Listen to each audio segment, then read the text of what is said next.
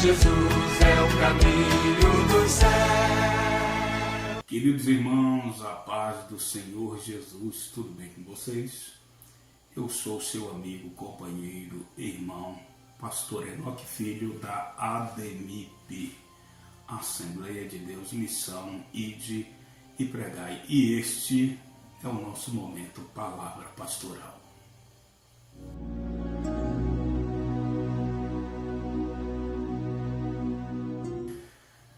No momento Palavra Pastoral de hoje, nós estaremos trazendo um pequeno estudo da Palavra de Deus com o tema As Características de uma Igreja Relevante. Este é um assunto, meus irmãos, muito propício para os dias em que nós estamos vivendo. E nós temos muito o que aprender com o texto que nós vamos estar lendo hoje e com a igreja que vai ser apresentada, é uma das igrejas do Novo Testamento, que serve para nós como um grande modelo e exemplo de uma igreja relevante. O nosso texto base está no livro de Atos, capítulo de número 2, dos versos 42 ao 47. Acompanhe comigo na sua Bíblia. E perseveravam na doutrina dos apóstolos e na comunhão, no partir do pão e nas orações. E em cada alma havia temor, e muitos prodígios e sinais eram feitos pelos apóstolos. Todos os que criam estavam unidos e tinham tudo em comum. E vendiam suas propriedades, bens, e os repartia com todos, segundo a necessidade de cada um. E perseverando unânimes todos os dias no templo, e partindo o pão em casa, comiam com alegria e singeleza de coração, louvando a Deus e caindo na graça de todo o povo, e cada dia acrescentava-lhes o Senhor aqueles que haviam de ser salvos. Falar sobre esse tema para mim é de muita alegria, é um momento de muita satisfação, porque a nossa igreja, quando falo nossa igreja, a Igreja de Cristo, que está sobre a minha responsabilidade, é uma igreja que procura viver princípios e valores da Palavra de Deus. Como um bom assembleano, nasci praticamente nas Assembleias de Deus desde os 5 anos de idade, que faço parte dela, crescendo nas escolas bíblicas dominicais e sendo um assíduo participante dos cultos doutrinários. Eu aprendi muito com os meus tutores, com os meus mestres, e carrego no meu coração aquilo que aprendi como se fosse o meu DNA. Como um bom conservador que sou da Palavra de Deus e dos bons costumes, também tenho interesse de passar isso para as ovelhas de Cristo, porque nós temos que preparar um povo bem disposto e de boas obras. Falar das características de uma igreja relevante nos impele primeiro a trazer o significado desta palavra, relevante. Relevante é tudo aquilo que tem valor, que se distingue, que se destaca em relação aos demais. Uma igreja relevante é uma igreja que tem os seus princípios e valores, que se destaca, que se distingue entre as demais, mas não porque ela é diferente, não porque ela é apenas diferente, mas sim porque ela procura viver os princípios da Palavra de Deus, e isso é muito relevante nos dias de hoje. Vamos começar fazendo a exegese do texto, e eu vou de forma bem devagar, esmiuçada, para que você possa compreender. Vamos para o verso de número 42 do estudo da Palavra de Deus, que diz o seguinte: e perseveravam na doutrina dos apóstolos e na comunhão, no partir do pão e nas orações. E perseveravam. Vamos dar um break aqui na palavra perseverar. Perseverar significa permanecer firme no propósito, não desviando a atenção. A igreja de Atos dos Apóstolos, ou como nós chamamos a igreja primitiva, era uma igreja que permanecia firme na doutrina dos apóstolos. Eles não permaneciam firmes em qualquer tipo de doutrina. Permanecer, como eu falei, significa ficar firme no propósito, não desviando a atenção. E eles perseveravam na doutrina dos apóstolos. A palavra doutrina, na sua ordem etimológica, quer dizer conjunto de princípios e valores. Tudo hoje na vida tem princípios e valores. Embora existam muitas pessoas que já abriram mão disso, nós continuamos vivendo os princípios e os valores éticos e morais da palavra de Deus. A igreja primitiva era uma igreja relevante porque eles perseveravam, eles permaneciam na doutrina. Porque existem igrejas hoje que perderam estas características, já não têm as características de Cristo. A igreja de Cristo tem que viver segundo a palavra de Cristo, como disse o apóstolo João, diz que aquele que diz estar em Cristo também deve andar como ele andou. Então a igreja primitiva, ela perseverava na doutrina dos apóstolos, que era a doutrina que Cristo entregou aos apóstolos, e eles ensinavam aquela multidão, e por perseverar nesta doutrina, eles carregavam as características de uma igreja relevante, uma igreja que se destacava, uma igreja que era diferente, uma igreja que chamava atenção, e uma igreja que muitos que eram chamados a atenção por ela desejava ser igual a ela. Coisa boa é o nosso testemunho a agariar vidas para Cristo. E eles não perseveravam apenas na doutrina dos apóstolos, eles perseveravam também na comunhão. Eles perseveravam também na comunhão.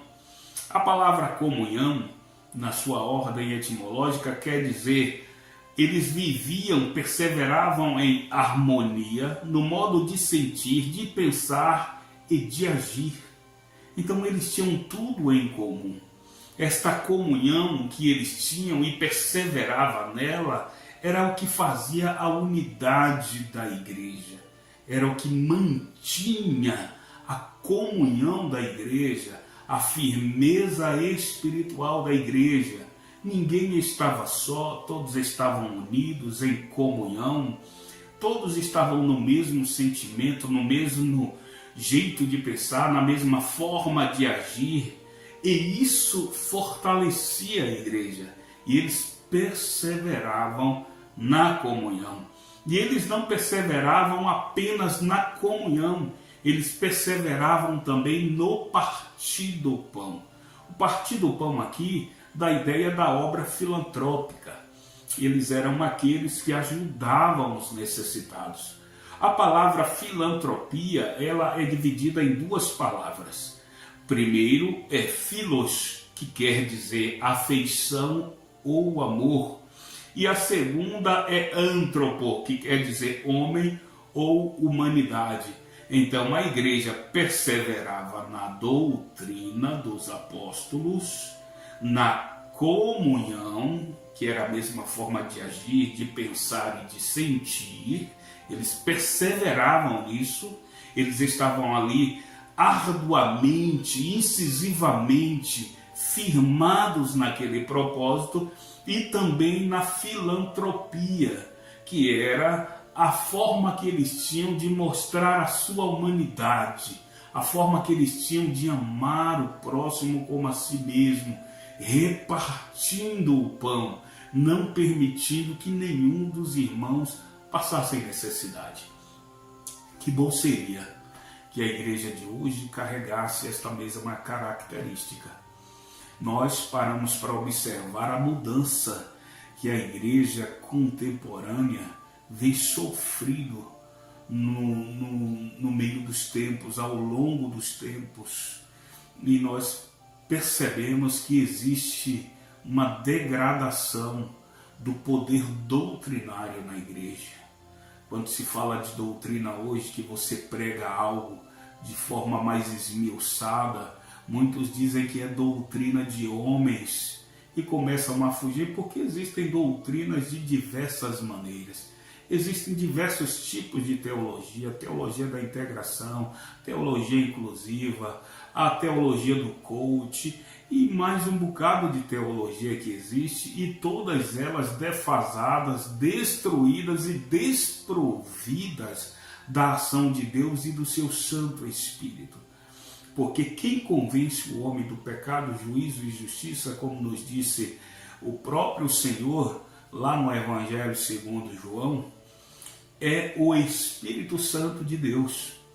Mas o Espírito Santo de Deus, ele coopera com aquilo que Deus incumbiu aos homens que fizesse, que é pregar a palavra, fazer discípulos. E quando alguém ouve a palavra, o Espírito Santo, por intermédio da palavra, o convence da mudança que ele tem que sofrer. E aí, quando ele sofre esta mudança, que ele é impactado pela palavra, acontece o que está escrito no mesmo Evangelho de João, 8, verso de número 32, que diz: e conhecereis a verdade, e a verdade vos libertará. Verso 36 do capítulo 8 do Evangelho de João diz: e se o Filho vos libertar, verdadeiramente sereis livres. E eis aqui uma igreja relevante, uma igreja que conheceu a verdade, que é Cristo, uma igreja que o Filho libertou, uma igreja livre, uma igreja relevante. E esta igreja relevante aqui, ela não crescia só no partir do pão. Ela, além de perseverar na doutrina, na comunhão e no partir do pão, ela perseverava nas orações. A palavra oração, ela no hebraico, ela tem uma colocação de conexão. Oração é o mesmo que conexão na raiz do hebraico. Aqui nesse texto, ela puxa mais para o grego. E no Novo Testamento, a palavra traduzida pelo termo oração é a palavra grega prosheuche, que significa invocar, pedir ou suplicar.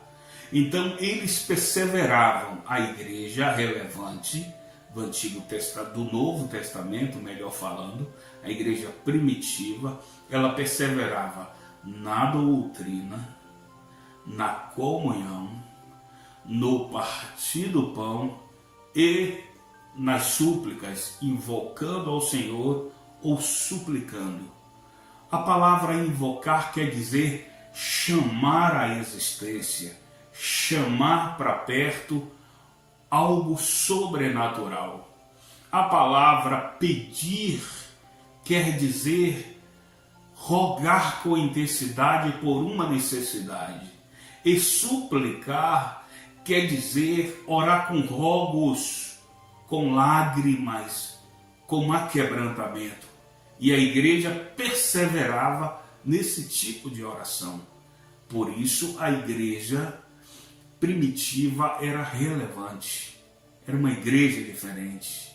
Era uma igreja que se destacava, porque ela crescia e perseverava em todas essas questões. E a Bíblia diz, voltando ao texto, e em cada alma havia temor, e muitos prodígios e sinais eram feitos pelos apóstolos, verso de número 43. E em cada alma havia temor. A palavra hebraica para temor é ira, que significa temer reverencialmente.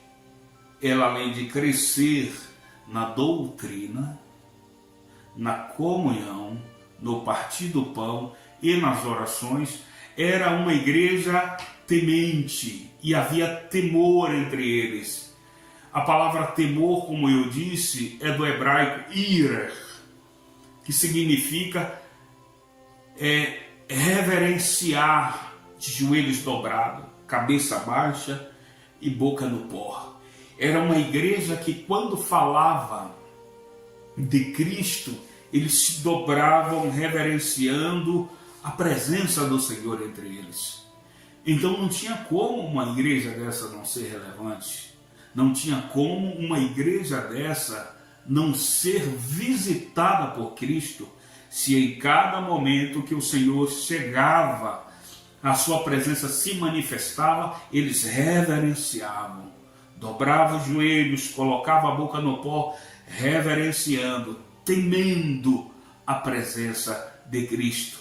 E a Bíblia diz que muitos prodígios e sinais se faziam pelos apóstolos. A palavra prodígio, na ordem etimológica aqui na Bíblia, quer dizer, ou vamos para a ordem etimológica, mas trazendo também alguns significados dos seus originais. Na Bíblia, a palavra prodígio é mencionada várias vezes e se refere a eventos extraordinários ou milagrosos que são atribuídos a Deus. Então, esta igreja, por ser temente, por viver na doutrina, por perseverar não somente na doutrina, mas também na comunhão, no partir do pão, nas orações e temer ao Senhor, o Senhor promovia milagres, obras extraordinárias, sobrenaturais no meio da igreja, e eles não atribuíam nada daqueles milagres que acontecia aos apóstolos, nem tampouco aos irmãos. Eles glorificavam a Deus quando acontecia o milagre. Por isso aquela igreja era uma igreja relevante e é uma igreja que é modelo para nós outros nesses dias em que vivemos. Então, ela era uma igreja que reconhecia o poder de Deus. Eu, no meu tempo de criança, aos 7, 8 anos de idade, eu vi milagres acontecendo. Quem conhece a minha família sabe que a minha irmã caçula, ela, quando ainda com seus 4, 5 anos de idade, a Joseane, ela tomou alguns comprimidos que era da minha mãe, que tinha problemas cardíacos, e a menina ficou roxa, parou de respirar, foi levado ao hospital, e naquela época o médico fez de tudo, fez dreno, um bocado de coisa, mas ele veio com papel, chamou meu pai e disse que não tinha mais jeito, disse lamento, não pude fazer nada. E meu pai pediu alguns minutos e entrou na sala do hospital e começou a orar. E no momento em que meu pai orava, o choro da menina se ouviu do outro lado e os médicos foram ver o que era. Ela colocou para fora todos os remédios, estava chorando no colo do meu pai. E hoje ela é mãe de família. Então é aquela questão. Os milagres do Senhor acontecem quando existe um coração aquebrantado que não vai tomar a glória de Deus para si. Hoje nós estamos observando que se o Senhor fizer um milagre nesse porte, logo a foto do indivíduo que orou e o milagre aconteceu vai estar na fachada da igreja e uma frase: neste lugar milagres acontecem. É por isso que as igrejas de hoje não se tornam uma igreja relevante, porque não se faz mais nada para a glória de Deus. Paulo já falava na sua primeira carta aos Coríntios, capítulo de número 10, verso de número 31. Quer comais, quer bebais, ou façais qualquer outra coisa que seja para a glória de Deus. Uma igreja relevante não faz nada para a sua própria glória. Não se exalta quando o Senhor faz um mover no meio dela. Se alegra, ela torna-se referência. E tudo que é feito ali no local, quando a manifestação do Senhor chega, tem que ser atribuído para Deus a glória. A glória é dele, tudo é para ele, nada é para nós. Porque a Bíblia fala muito bem e escrito está: porque dele, por ele, para ele, seja todas as coisas, glória, pois a ele eternamente. Amém.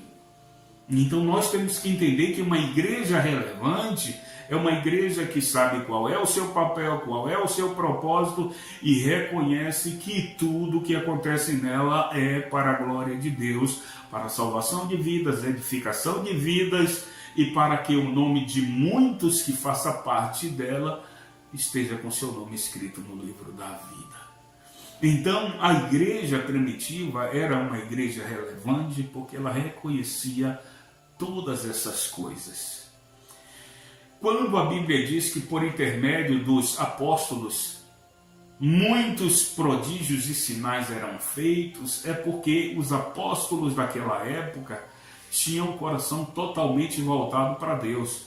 Exemplo, o apóstolo Pedro, quando ele ficou lá em Jerusalém, no cenáculo, orando, a Bíblia diz que veio um vento veemente, impetuoso, veio um som como de um vento veemente, impetuoso, encheu toda a casa, e todos foram cheios do Espírito Santo e falaram em novas línguas, e alguns deles começaram a contender e dizer que alguns estavam embriagados, outros ficaram atônitos em dizer como é que todos esses falam em línguas que lhe é pertinente, todos compreendem uns aos outros, e alguns outros disseram estão embriagados, e foi aquela confusão de ideias.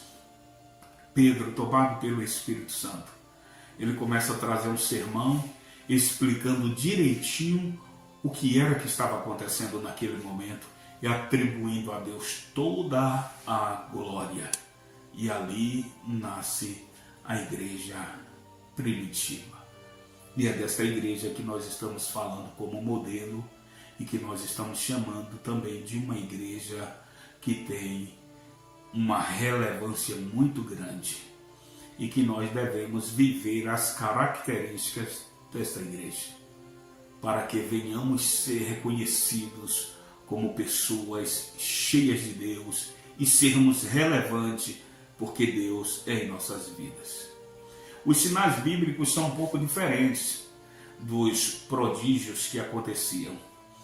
Embora nos apontem para a direção correta, eles são sobrenaturais, dados por Deus para confirmar e identificar a sua mensagem e os seus mensageiros.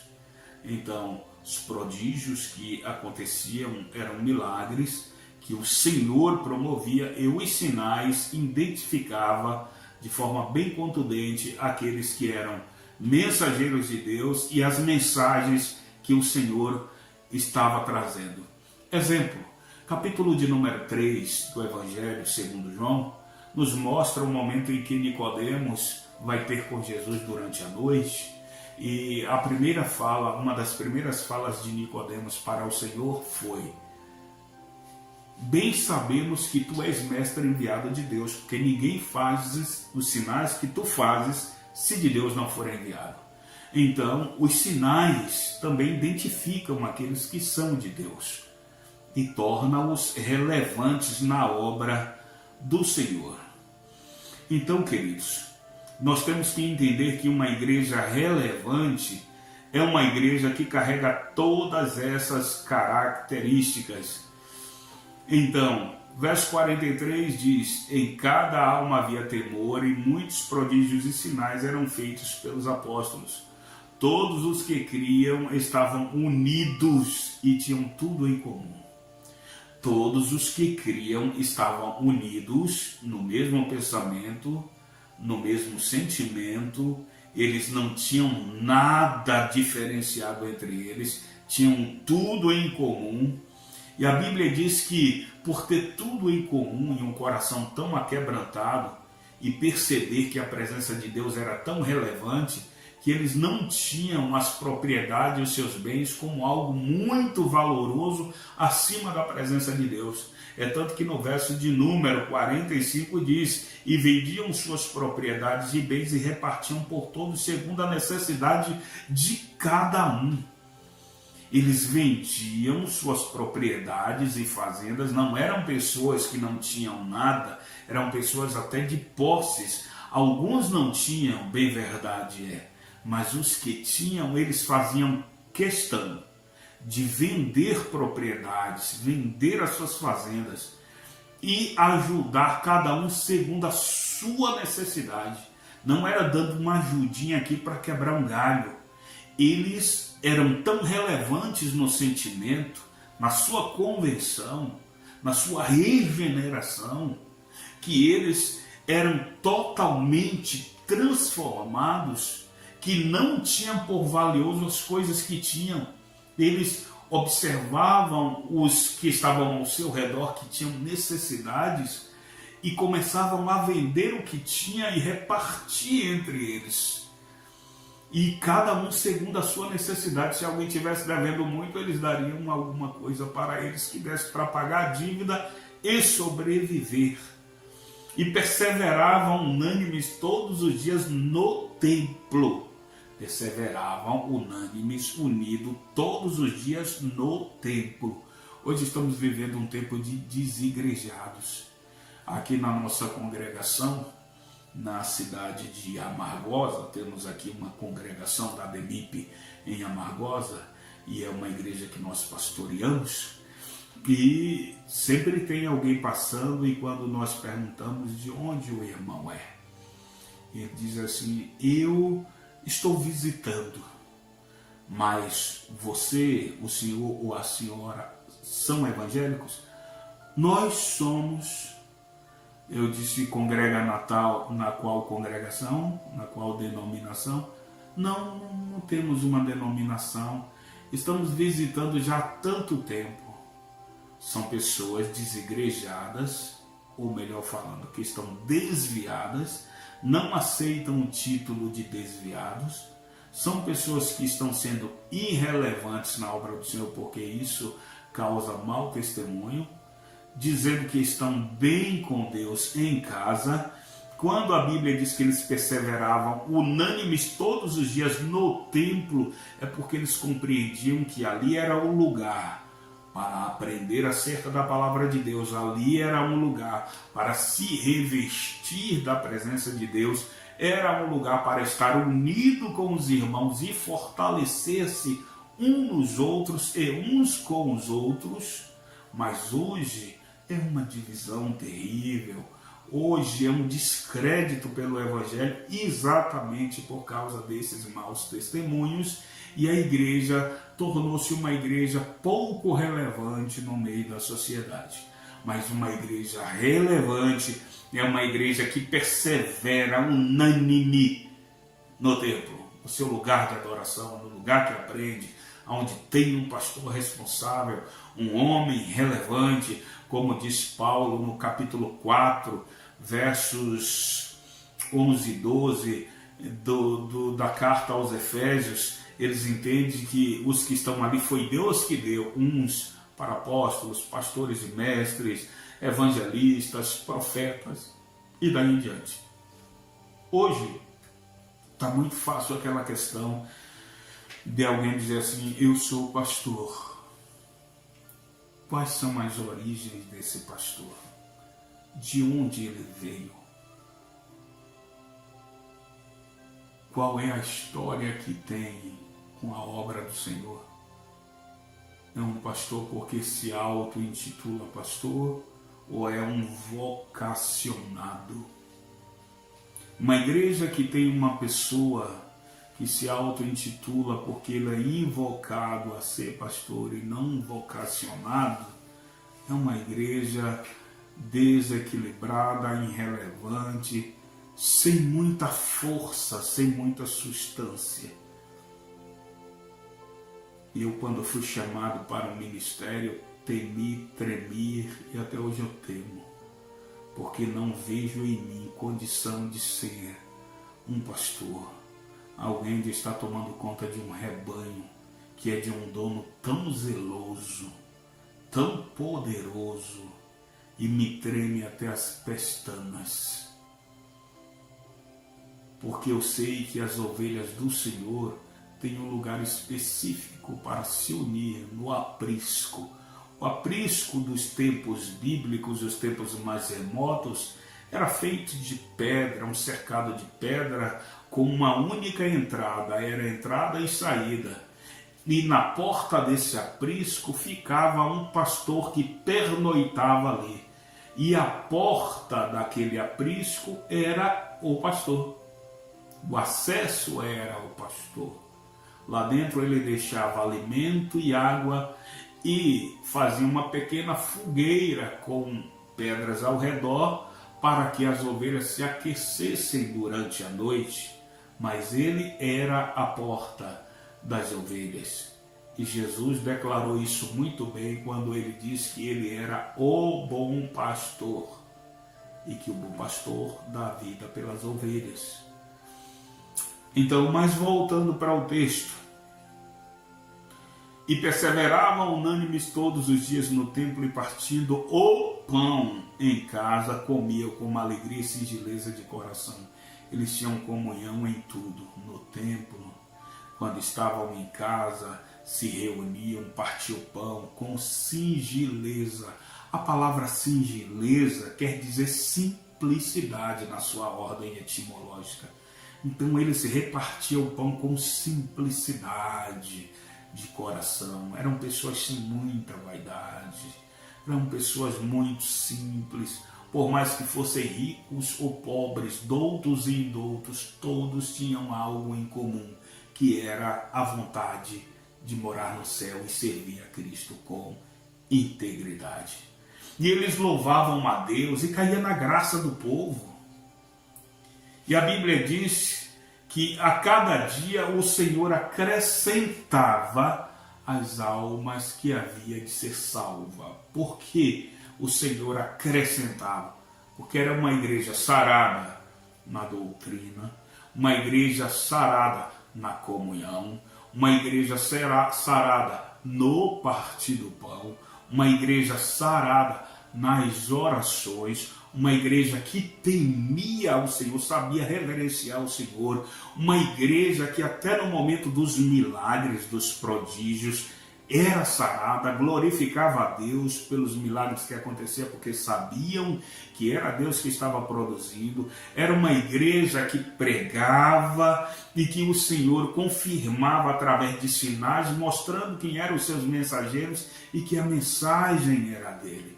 Então, uma igreja dessa é uma igreja relevante e é uma igreja modelo para nós outros do século XXI. Nós estamos passando por momentos difíceis nesta questão de ser ou não ser relevantes nos últimos dias. E precisamos despertar, irmãos. Precisamos acordar, porque nós somos um povo seleto.